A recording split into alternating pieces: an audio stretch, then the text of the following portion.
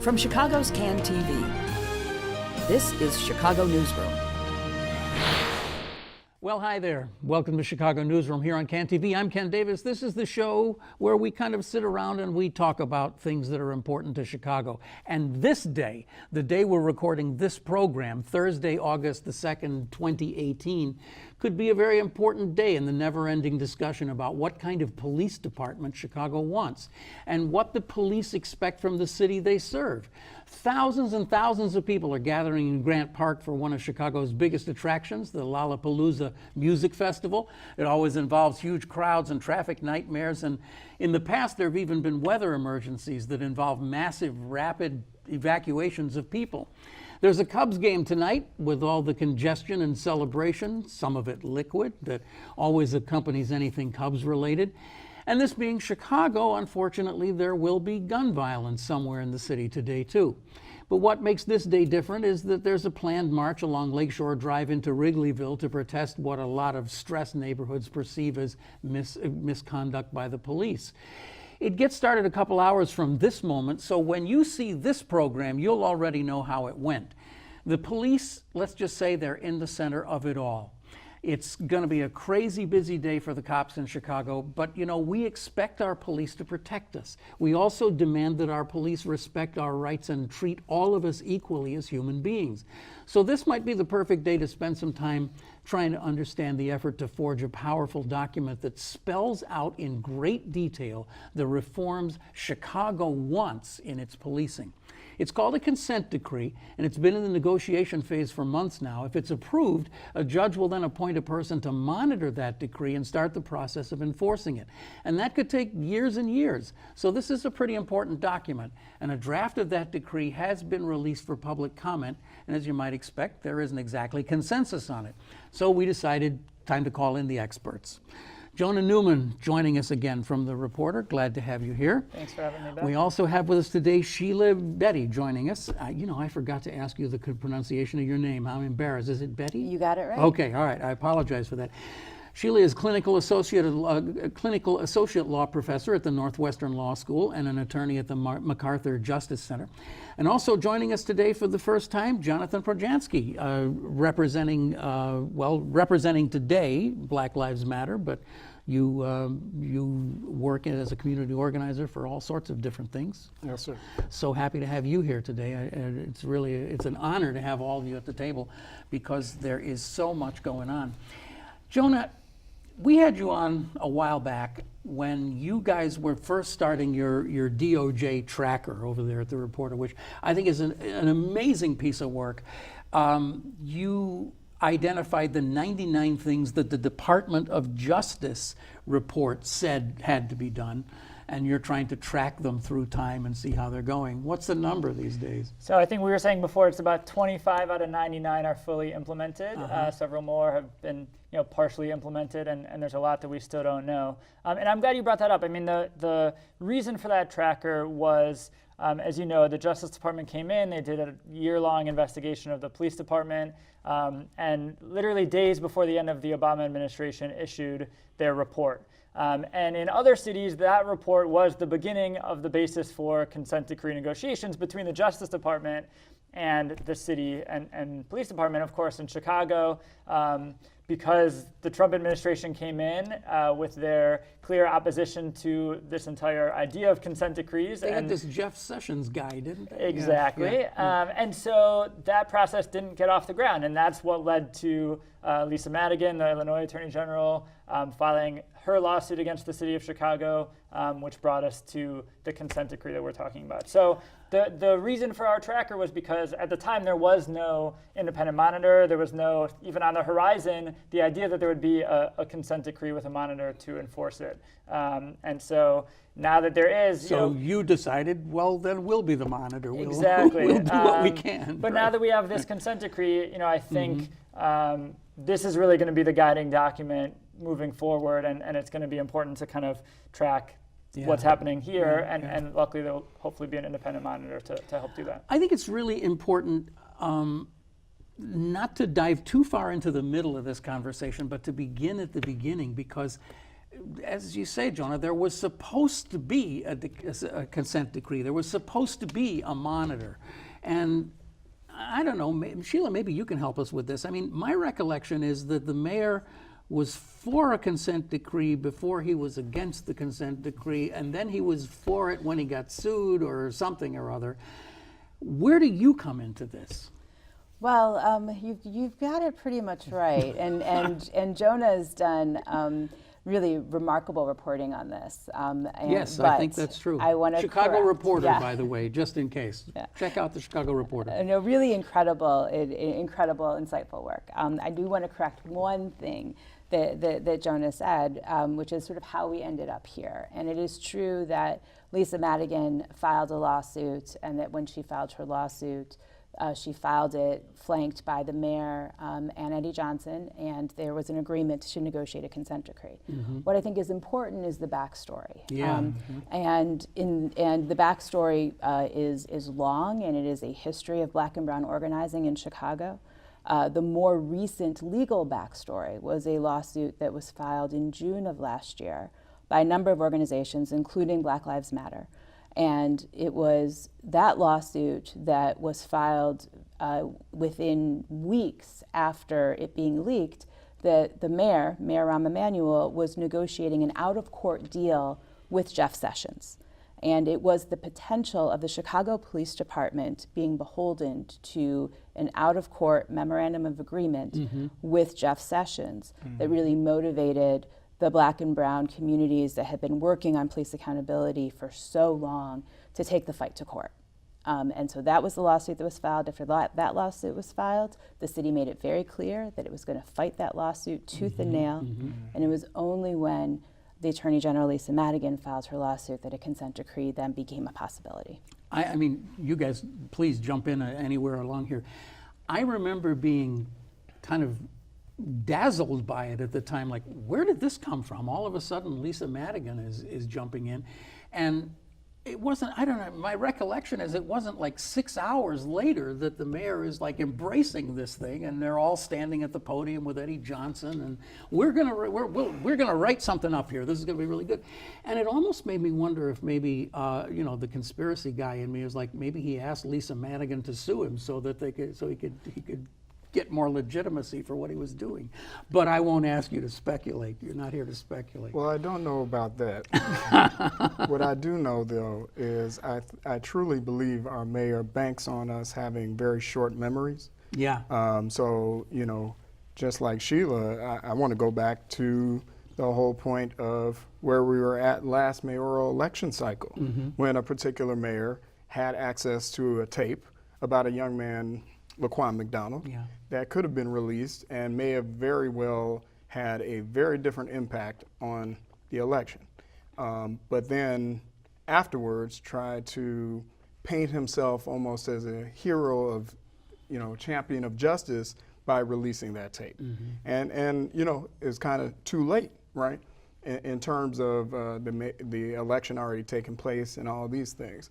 So, I just find it's very interesting that he picks these convenient moments when he's going to play different sides of the fence, if you want to call it, to take his positions. While at the same time, the majority of the policies that he allows to move forward, and really things that end up in creating an entire lack of accountability, not just around policing, right? But we can look at education, right? We can look at housing, we can look at several mental health. We can look at a lot of different issues and see that, he's perfectly comfortable with things maintaining the status quo.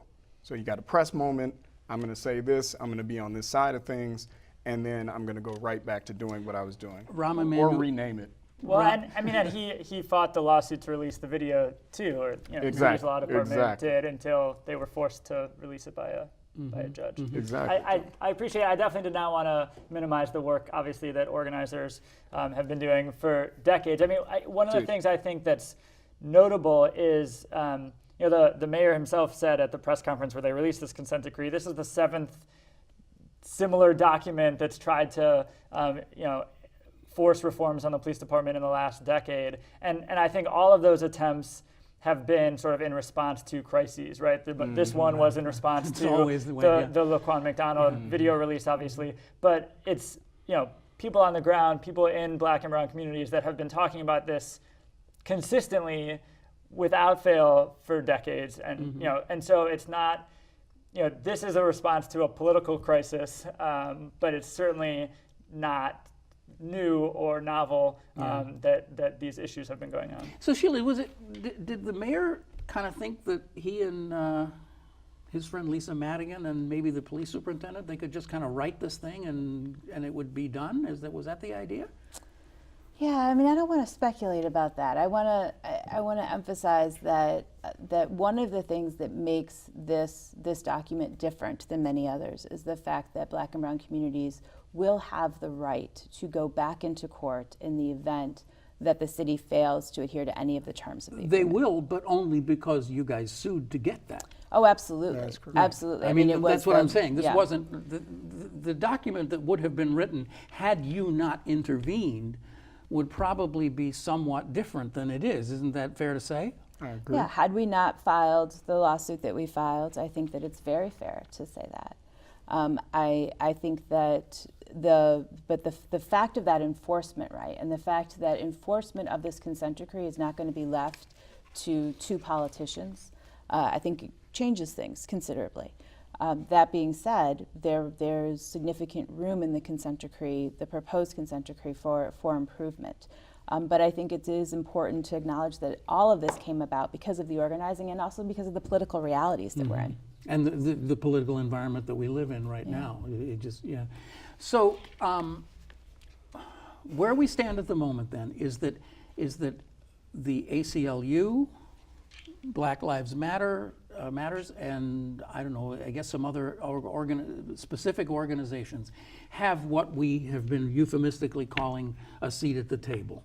They're able to participate in the writing of the document and will be in some way involved with the monitoring of the decree when and if it ever happens, I suppose, right? That's what you fought for and won. I want to throw something in there, though, just more as a addition than a correction, is that it's not just about those organizations, right? So, for example, in our lawsuit, in the Campbell lawsuit, we have several individual plaintiffs who have been victims of police brutality, violence, et cetera, and or family members, who are survivors of the very same thing, as well as, several organizations who have decided to be at the table to represent those communities. So it's not about what is our organizational interest, how do we benefit ourselves, right? It's and this is more so for the viewers, how do we make sure that low-income Black and brown communities, right, have a way to make sure their voices are heard. Yeah. So, but what does this actually mean in the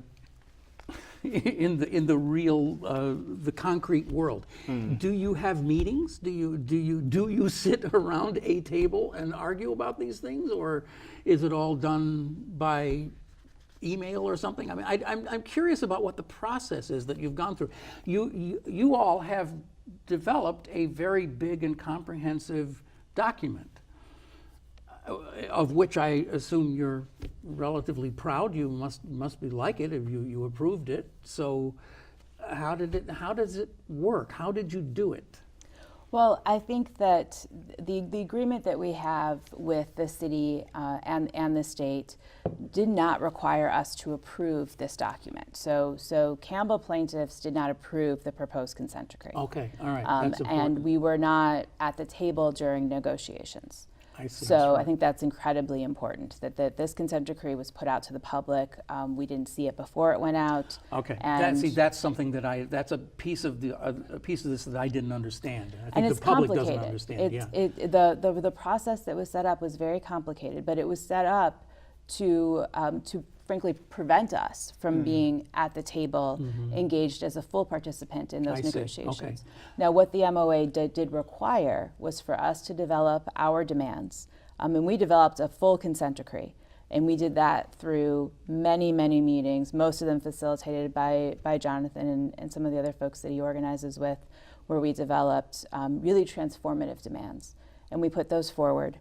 And the city and the state were required to consider those demands, to read them through, to incorporate them when they could, and then to provide us with an explanation when those demands were not incorporated.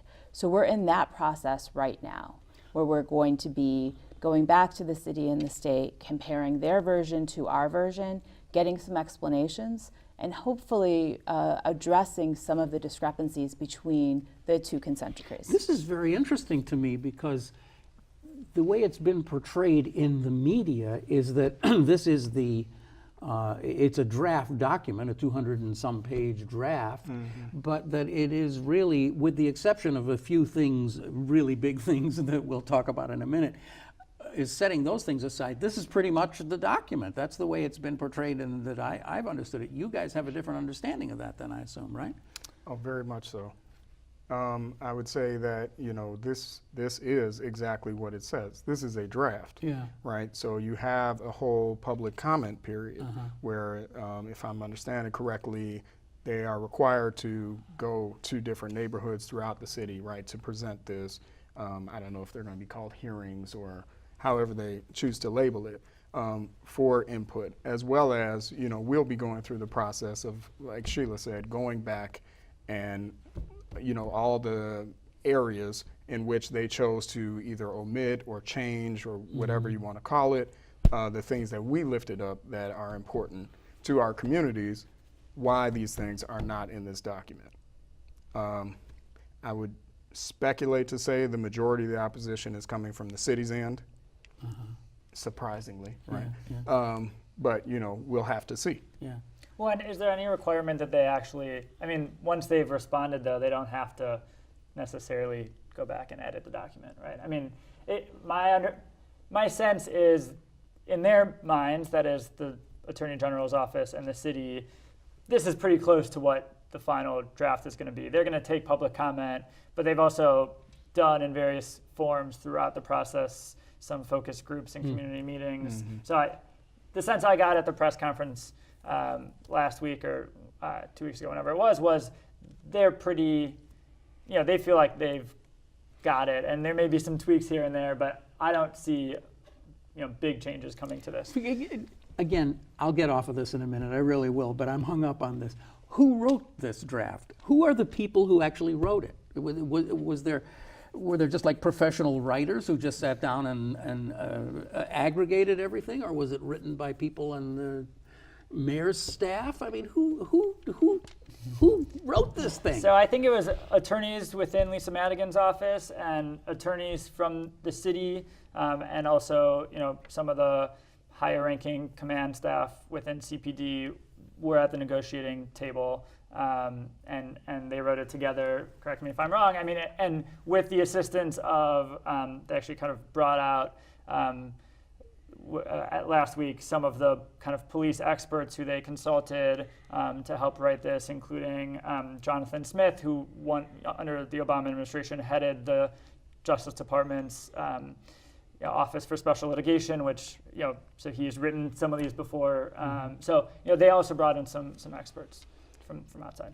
Yeah, and the experts that the Attorney General's office engaged were folks who had been involved both in the investigation of the Chicago Police Department. So these are people who got a firsthand view of the way things were broken within CPD. They'd also been used before in other administrations when the Justice Department was actually doing police work to assist with those investigations. So that's important because these are people who understand how these consent decrees can operate. They can understand the potential for them.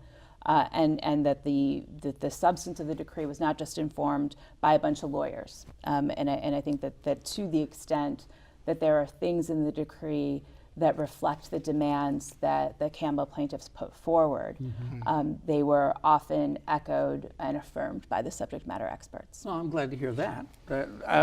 So now we have this document, and it lands in everybody's email boxes, and we start trying to work our way through it.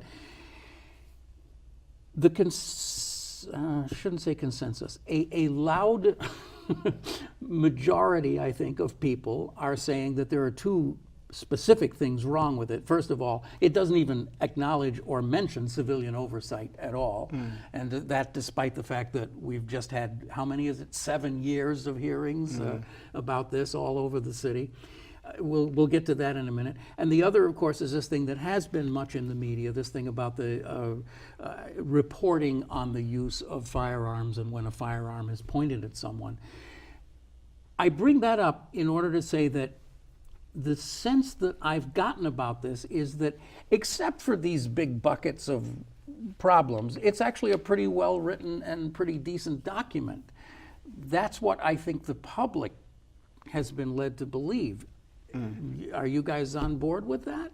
Would you say as it stands now, the draft, if we can pull those two other things out for the moment, would you say the draft is better than you expected, or what? I'm sorry. I know that's an incredibly big it's a big question. But you know, I mean, are you happy? When you saw it, did you say, "Yeah, this is better than I thought it would be"?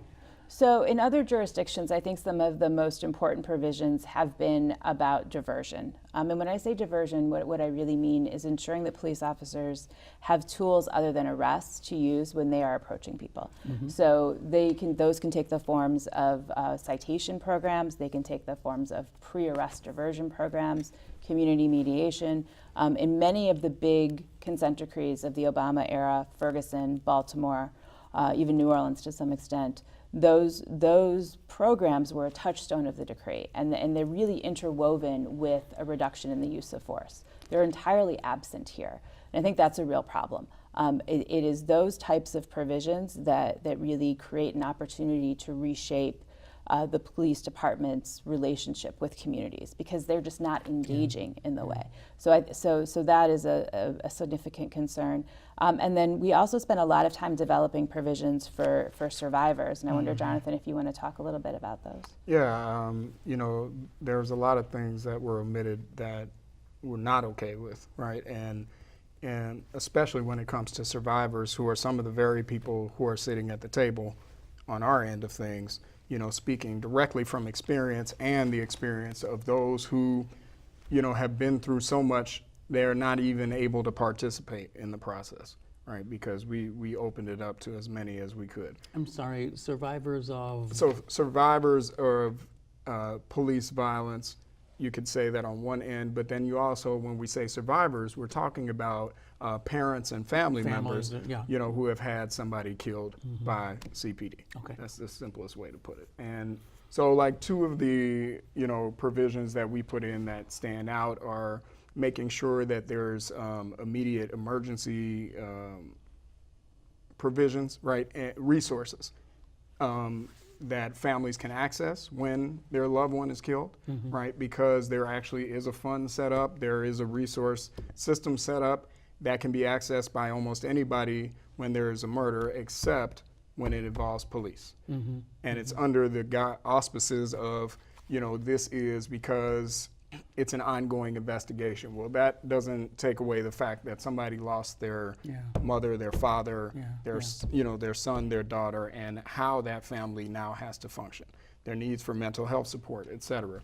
And then also, you know, just simply allowing families to know where their loved ones are. I can't tell you how many families that we work with who are not notified until way later by the police, if they're notified at all, what has happened to their loved one. And it's, you know, there's oftentimes it's been in a very flip way, or, you know, they're approached aggressively. And then you have, I mean, it's craziness when you think about it, Ken. You have people who are being harassed on their way to funerals by the police, right? What happened with Joshua Beal and his family, I mean, is a, you know, sickeningly perfect example of that, you know, of something that did not have to happen, of something that should have never taken place. And these people are in the process of trying to mourn, so, and grieve. So these are simple provisions that are coming directly from families that, you know, our elected officials want to tout are so important, or that they listen to, but yet these are things that were omitted. But they didn't make it into the draft. Correct. And, you know, that is not something that we can accept. And to your point, you know, that's why several of the things that have been omitted, we know it's going to be part of our job to help lift those up. Yeah, yeah. Because it's not just going to be put out there by the mainstream How media. do you lift those things up? Do you have the legal heft to be able to do it? We do. I mean, we've got in the agreement that we negotiated, we also have the right to go to court to file motions before the federal judge who's overseeing the litigation, who will be conducting what's called a fairness hearing. And what that means is that judge will be accepting comments, could be taking testimony in court. We'll go through a fairly rigorous process, given what we know of this judge, to ensure that the decree is comprehensive and that it addresses the issues raised. So we will, our plan is that we're going to raise up the issues in accordance with the requirements of the MOA, and then use all the other tools at our disposal to ensure that those issues are addressed. Can we talk a little bit about the, we mentioned it earlier, this whole thing about the reporting of gun use. Apparently there was a split even among the drafters, right? The mayor and the police superintendent and the attorney general couldn't agree on this very basic idea that police officers should report when they point their gun at someone. I mean, I hope I'm not oversimplifying that, but if an officer withdraws his weapon and points it at a civilian, then that needs to be reported. That seems like that would be a fairly elementary, rudimentary thing. But even, I guess the mayor and the police superintendent fought Lisa Madigan on that, right? Yeah. So they had to agree to disagree and not put it in. What does this mean? Where are we at on that?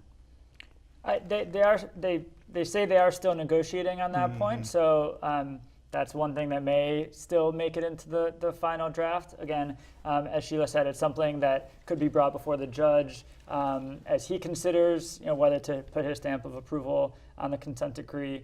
But yeah, that is something that the mayor and the police superintendent are fighting. They say it wasn't a specific issue that was pointed out by the Justice Department in their investigation, although certainly they pointed out incidents where officers had pointed their guns at people, including children. And, there's plenty of lawsuits where that's part of the facts of the case. So, yeah, I mean, I think we'll see if that becomes part of the Is this decree or not. included in other consent decrees? Has it happened in other places? Yes. Yeah, most of the other consent decrees have this kind of language. It's a very, very basic component of any kind of functioning accountability system, as well as what's called an early warning system, where data is collected on officers who may have a likelihood of engaging in excessive force.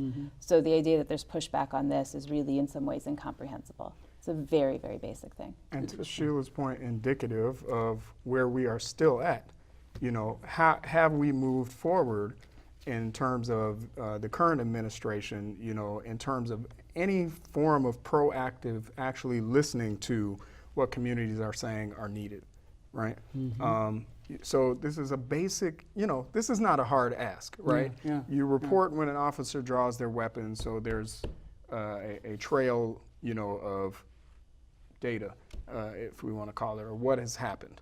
Why is this even a controversial thing? You see what I'm saying? Other than, now this is just my, lowly opinion, but other than, there are people who truly believe that they know best what their citizens need without having ever bothered to discuss with those people, especially the people most affected, what they actually do need, right? So you have, it's a no-brainer, right? But we see it in every facet of our city government right now. From police, again, I bring up the fact that right now, this is why you have people fighting for an elected school board, and it's a simple thing, right? Things are not working with the school system. Every other, school system in the state of Illinois has an elected school board. Why don't we try this? No, we have to keep doing things my way or the highway. When it comes to housing, there's people calling for rent control. Why is this?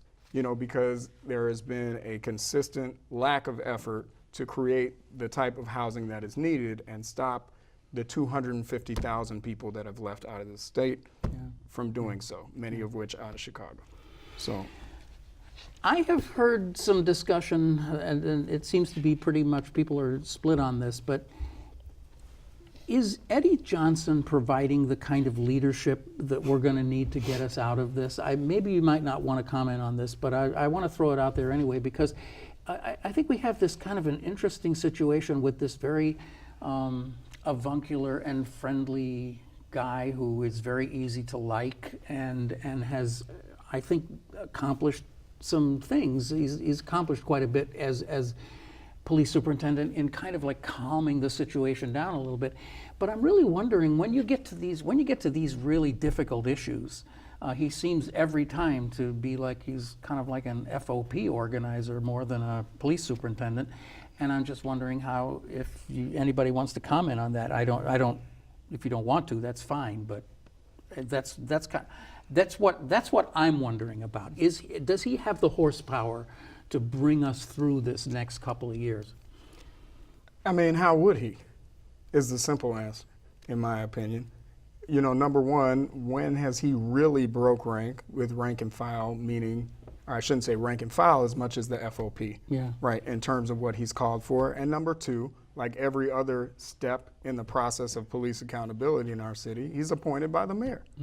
So it's not like, you know, what he's saying or what he's putting out there is not also being in some way, shape, or form approved by City Hall as well. So no, why would he? You know, I agree with you. When he was first presented, right, oh, here's this face that's relatable, right? Here's a black man who is portraying himself to be, you know, everyday people. I'm one of you. I've had all this experience in the department.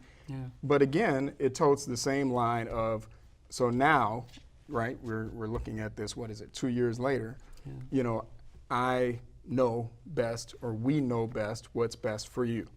And everything that you think needs to be done as a remedy is too difficult. Not we're gonna look into it, let's see how we can make this happen. No, you know, that can't be done. It's going to be too burdensome on my officers. As if the millions of, tens of millions, if we're not at hundreds yet, of dollars that have been spent, you know, on all these lawsuits. Well, Carol Marine said the other day that $662 million has been spent on police settlements since 2004. Yep.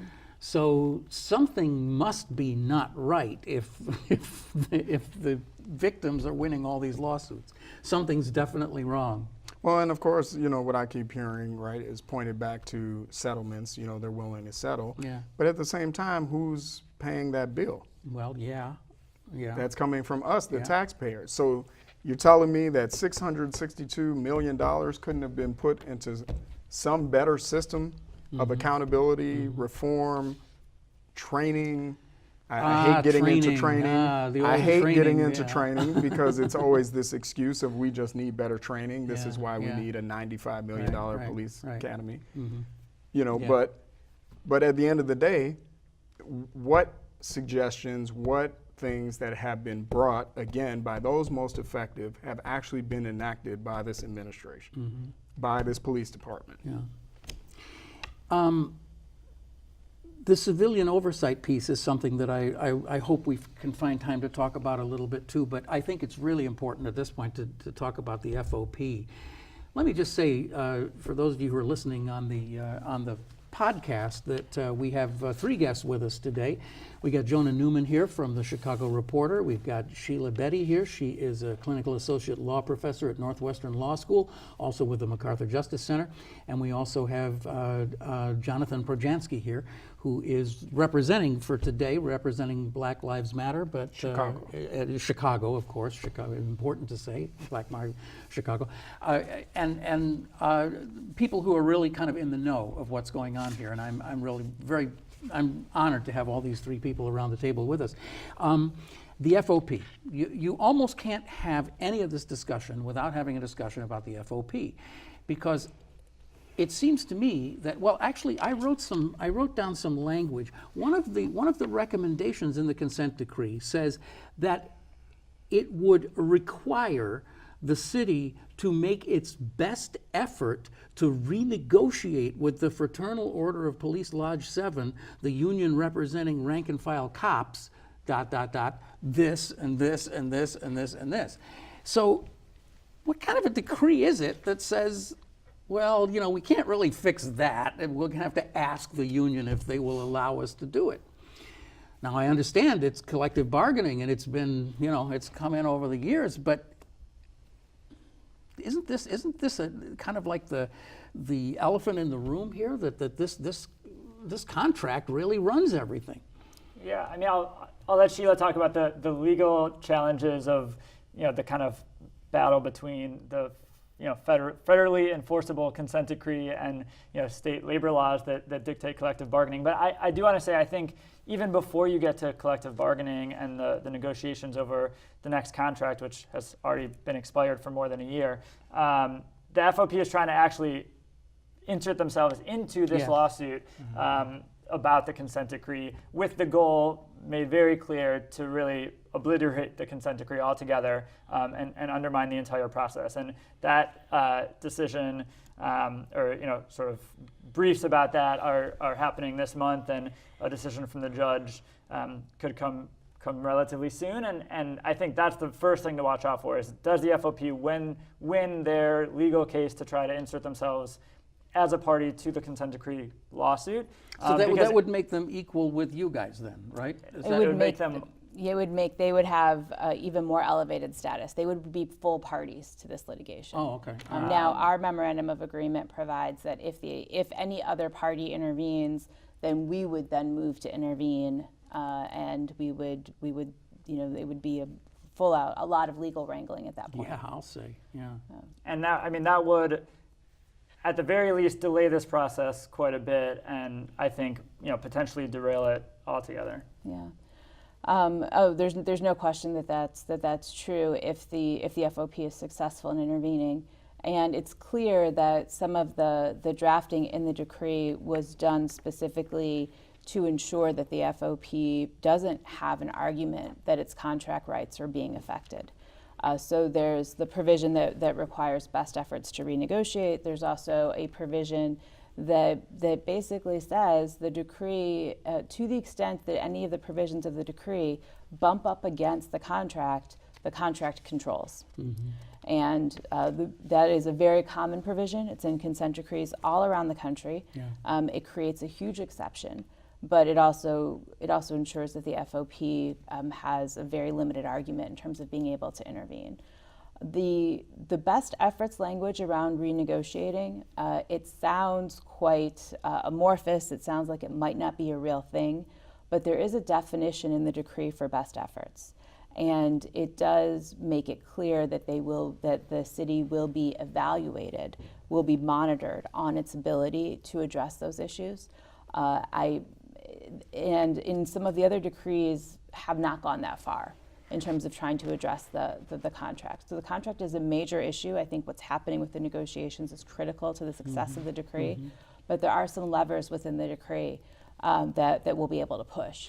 I remember having a conversation at this table about the contract and the fact that the contract's expired and they're going to have to eventually start a new contract, and that it was going to be very difficult for the city and the police to come to agreements on a lot of these things, the same things that are being argued about now, about destruction of files and affidavits and anonymous complaints, all those kinds of things that the contract locks in that you all probably don't want to be in there. And the argument was made that the city really can't do very much about it.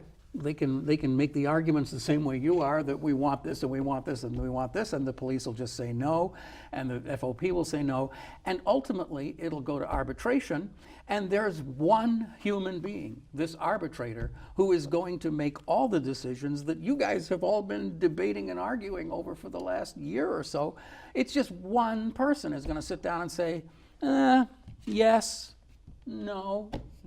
Well, and that's it. And arbitrators have a tendency, correct me if I'm wrong, to go with the status quo as opposed to upsetting changes. the apple cart. Yeah. So that's going to that will make it difficult to get some of those provisions out. This whole conversation is making me really depressed. I have to tell you, I'm sorry. I mean, maybe this isn't the way it was intended to be, but I mean, aren't we just pushing marbles uphill here? Well, I think it's indicative of where we're at politically as a city, and it's unfortunate, right? It can be depressing because if we had a strong mayor and a strong city council who was willing to, again, actually listen to the folks that, as elected representatives, they're supposed to represent. Yeah, you do know we have a strong city council, weak mayor government, right? You've heard of that? Oh, I've heard of that, and I'm recoining the phrase to say we have a weak city council and a weak mayor.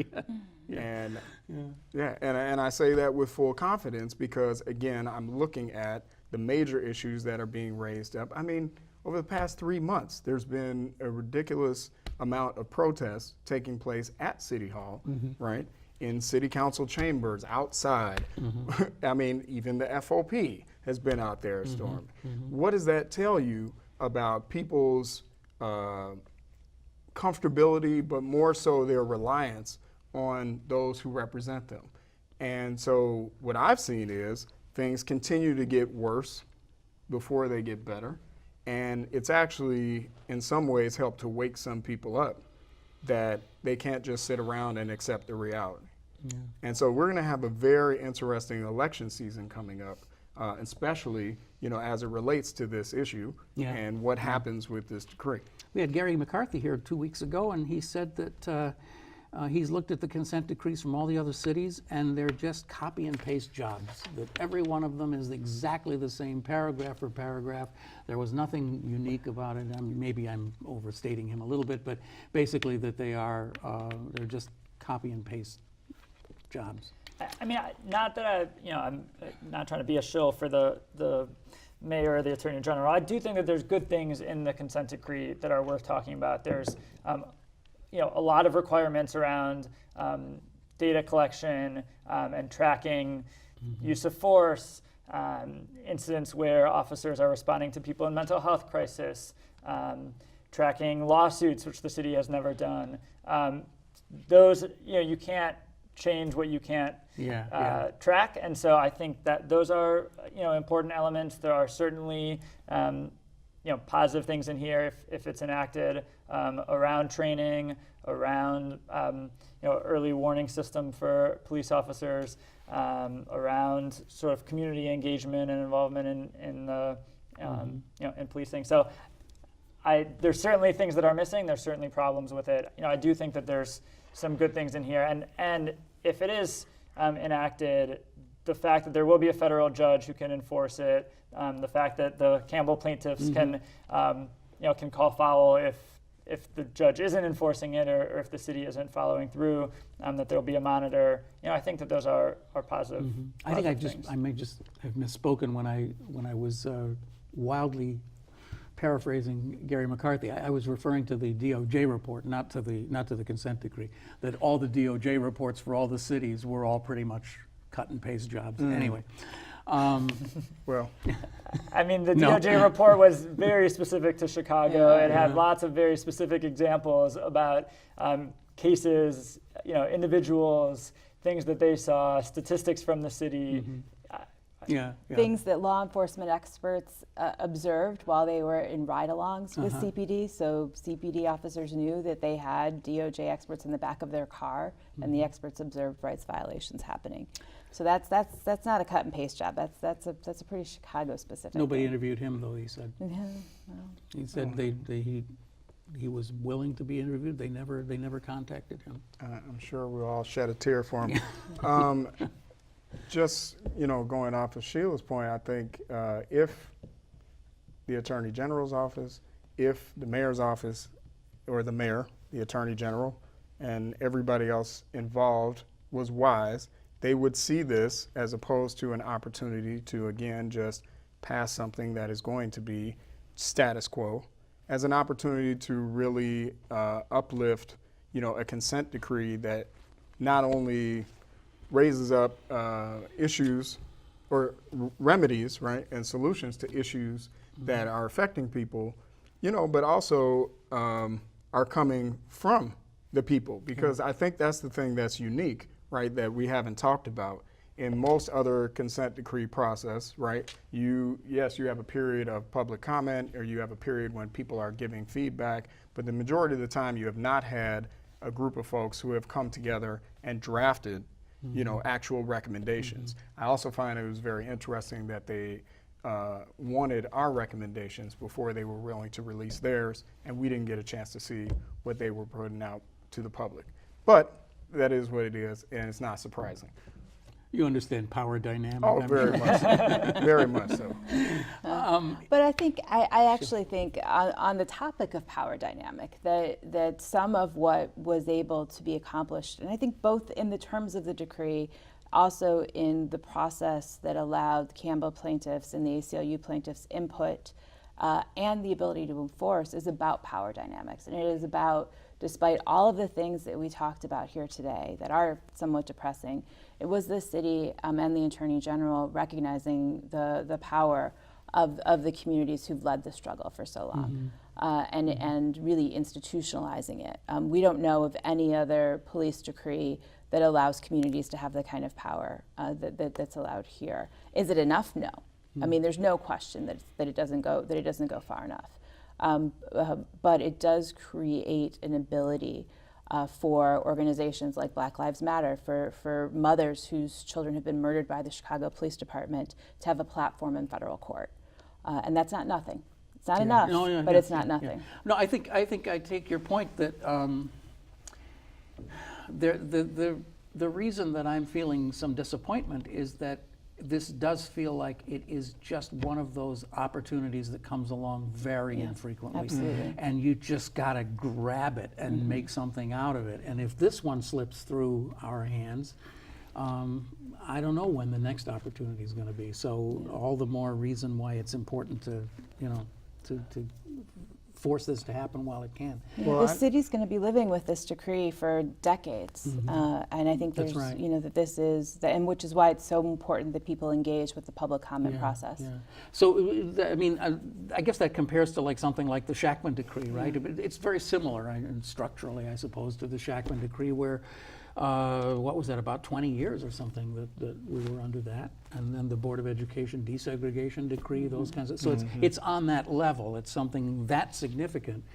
And so do you think that, does it seem to you that it would be like that? You said decades it would be? Oh, most certainly. I mean, I think if it is monitored and enforced in the right way, it should certainly take decades. Yeah, yeah. Well, and I just want to throw in, I hope everybody watching understands this is an important moment in time, because this is an opportunity for you to hear, not only get your input in there, right, in terms of how you think things need to play out in terms of police accountability and everything else that is a part of the consent decree. But also, right after and right during, we're going to be in election season. Yeah. And there's so, an election coming up, isn't there? Exactly. Yeah. There are several, right? And so there are like 50 of them in the city council. Yeah. And so we are under we don't have any blinders on that. Regardless of what happens with this, we're going to continue to put pressure on, because if your elected officials are not willing to do what they need to do on this issue that is such a hot topic, that it's been in the national news for God knows how many years, specifically around our city, then it's time for them to go. Well, it's interesting you mentioned that, because we really haven't touched on the whole thing about civilian oversight and how that just kind of like never quite made it into the draft, right? I mean, it was in our draft. Yeah, I'm sure. I have no doubt about that. I mean, for months and months and months, and before that for years and years and years, we've been all talking about the need for a more robust civilian oversight of the police department. And it felt like we were kind of coming to a point where maybe some of this was going to bear some fruit, and then for it not to be included in the draft, it just seems like that was a statement of some kind, like, oh yeah, you think you're going to get this? Well, the official line is that there are ordinances, pending in city council that would, create new civilian oversight structures, and that they want that process to play out in city council. I think the way that those ordinances came to be and the number of them is kind of indicative of how things have worked in Chicago for a long time, right? Yeah. There was this community-led process by the GAPA, the Grassroots Alliance on Police Accountability, Right. that worked over many months, I think almost 2 years, to come to a proposed ordinance. And the day that they introduced that ordinance in city council, the mayor's city council allies introduced 2 counter ordinances that were watered down versions of civilian oversight. And so now they kind of muddied the waters, and there's these 4 different proposals out there. And I still do think there will be some new civilian oversight body that comes out of that. The question is, what responsibilities and powers will it have? How will it be chosen and selected? And those things are obviously, those details are important.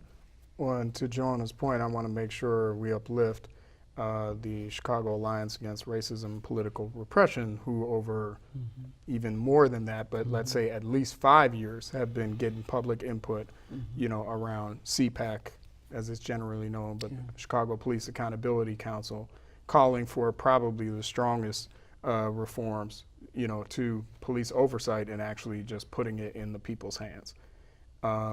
And so I think we'd be remiss to not mention, their consistent push and fight to get CPAC enacted, through city council, regardless of how many years, it's been brushed aside, or even this year where, they tried to just have it sitting, waiting. And at every hearing I went to at least 5 of the, I don't remember how many it was, 10 hearings that just recently took place, where they had all 4 of these ordinances on the table, and the majority of people in every neighborhood are shouting CPAC, CPAC, CPAC. It was crazy. I was at 1 or 2 of those myself, and it's like they hand out these huge volumes of, here are the 4 programs. It's like, well, wait a minute. this is, okay, this is television, and because it's television, we have to sort of end with a big bang here. So speculate for me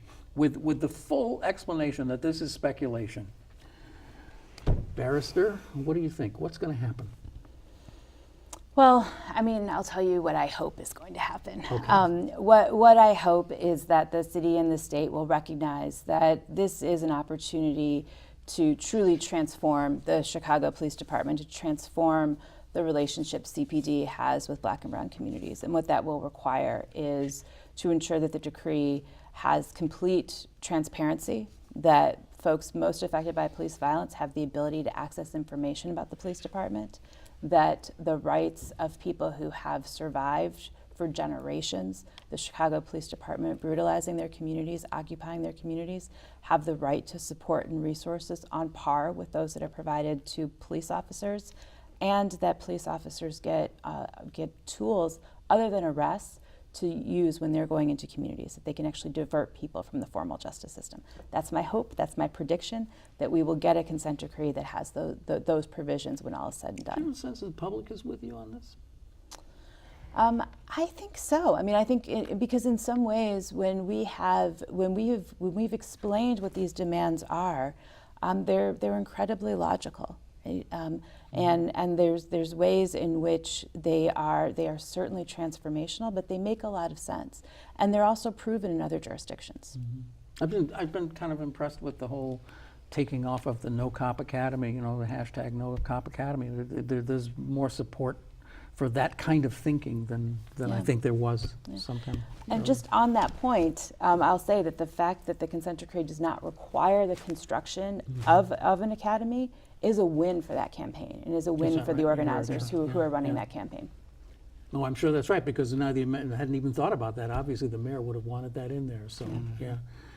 Or maybe he's already beginning to realize that he's getting wobbly on that. Who knows? Who's next? Jonah. I I hope Sheila's right. I tend to be a little bit more skeptical. I think that when all is said and done, this is still a political process. It's a political document. It comes at a political time, right? And there's going to be a lot more politicking around this. It's going to be, even once, and I do think it'll be enacted. Even once it's enacted, it's going to be decades before real progress is made. I mean, I think the challenging thing about reforming the police is it's about culture change more than anything, right? You can put as many policies in place as you want, you can collect as much data as you want, but actually changing the way, and Sheila talked about this, changing the way police approach a situation with someone they encounter on the street requires a different kind of thinking, right? When your tool is to arrest someone, that's what you're going to do. And so without a lot more kind of systematic change, I think it's going to be a long time before we see real results. Thanks for that. Last minute, Jonathan. I have a couple things. Number one, I think until everybody in the city of Chicago feels that the police department is there to protect and serve them, that we're going to struggle to have any type of real reform. I believe this consent decree is an opportunity for, on the one hand, the city to actually do what's right. Do I have confidence in that? Unfortunately, no. But on the other hand, for there to be some federal oversight that supersedes, or judicial oversight on a federal level that supersedes whatever opinions people at the city government level have. So it's a real opportunity in that respect. Whether or not that takes place, we are going to continue pushing forward for what is needed in Chicago, which is true police accountability. If I can highlight something really quick. Yeah, just a few seconds, but yeah. I just want to point this out. This is a school supply drive for a back-to-school event that we're putting on in August. It's around Ronnie Man, who is a young man that was killed by CPD over near 53rd and King Drive. Long story short, this is being organized by his mother, Dorothy Holmes, because regardless of whether or not the Chicago Police Department, the city, Rahm Emanuel, and everybody involved decides to do what's right, she has decided that she is going to continue to make sure the people of her community are taken care of. Okay. This is also, so I just point that out because I want people to know that in the face of these horrific incidents that have happened, you have people who have decided to, at their very base level, still be human beings and prioritize what's important in their communities. Why can't our mayor and our city government do the same? It's a very nice, optimistic note to end on, and I appreciate that. I wanted to ask you about this, and we literally have seconds. Just yes or no. Is the gang database in this thing? No. No. No. Well, there's another show right there. Wow, we got to go. Jonah Newman, Sheila Bedi, and Jonathan Projanski, thank you so much for being with us and for a wonderful conversation about this very complicated topic. We will be back next week with another conversation, a little lighter. We're going to talk about the Uptown Theater. Yeah, okay. Yeah, we need to lighten up a little. I'm Ken Davis. Thank you so much for watching. And remember, you can go to this address to watch our show here or anytime at all. Any of our shows are in the archives, and we hope you will. And there's also audio links, so you can just listen to it in your earbuds. Thank you again, and we'll see you next week here on CAN TV. Bye-bye.